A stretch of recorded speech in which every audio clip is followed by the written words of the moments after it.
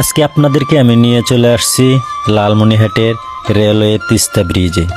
তো চলুন দেখা যাক। ভিডিওটি একটু বড় হবে, তাই বলছি কেউ স্কিপ করবেন না, আর ভিডিওটি সবাই শেয়ার করে দিবেন। চলুন। উত্তরবঙ্গের প্রাণপ্রবাহ তিস্তা নদীর বুক জুড়ে দাঁড়িয়ে আছে এক ঐতিহাসিক স্থাপনা, লালমনিরহাটের তিস্তা রেলওয়ে সেতু। প্রতিদিন অসংখ্য মানুষ, পণ্য আর স্বপ্ন এই সেতুর উপর দিয়ে যাত্রা করে। দূর থেকে ভেসে আসা ট্রেনের শব্দ যেন জানিয়ে দেয় বাংলাদেশের যোগাযোগ ইতিহাসে এই সেতুর গুরুত্ব কতখানি।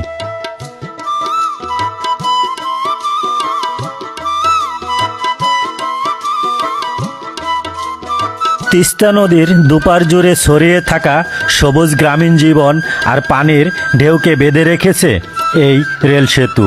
1937 সালে নির্মিত এই সেতু উত্তরবঙ্গের অর্থনীতি, সংস্কৃতি আর যোগাযোগের সেতুবন্ধন গড়ে তোলে। তখনকার দিনে ইস্পাত কাঠামো আর স্থাপত্যশৈলীতে গড়া এই সেতু আজও সমান দৃঢ়তায় দাঁড়িয়ে আছে। সেতুর উপর দিয়ে ট্রেন ছুটে চলার দৃশ্য শুধু যোগাযোগ নয়, উত্তরবঙ্গের মানুষের আবেগও। যখন ট্রেন সেতুর মাঝখানে পেরোয়, তখন নদীর ওপারে ঝিরঝির শব্দ আর নিচে প্রবাহিত তিস্তার জল মিলে সৃষ্টি করে এক অনন্য সুর। এ দৃশ্য অনেক ভ্রমণ পিপাসুর কাছে স্মৃতিময় এক অভিজ্ঞতা।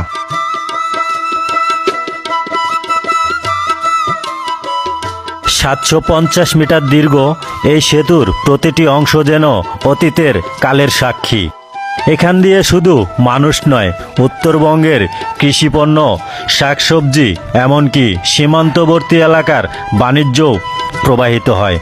গ্রামীণ মানুষদের কাছে এই সেতু কেবল রেল লাইন নয়, বরং জীবনের সঙ্গে জড়িয়ে থাকা অপরিহার্য এক অবলম্বন। তিস্তা রেল সেতুর আশেপাশে গড়ে উঠেছে জীবনের আরেক রঙিন চিত্র। কেউ নদীতে মাছ ধরছে, কেউ আবার মাঠে কাজ করছে, আবার কেউ দাঁড়িয়ে দেখছে ট্রেনের যাত্রা। প্রজন্ম থেকে প্রজন্ম মানুষ এই সেতুর গল্প শুনে বড় হয়েছে, আর প্রতিটি ট্রেন যেন নতুন ইতিহাস লিখে যায় প্রতিদিন। তিস্তার বুক চিরে 1937 সালে দাঁড়িয়েছিল এই রেল সেতু। সময় বদলেছে, প্রজন্ম বদলেছে, তবু এই সেতু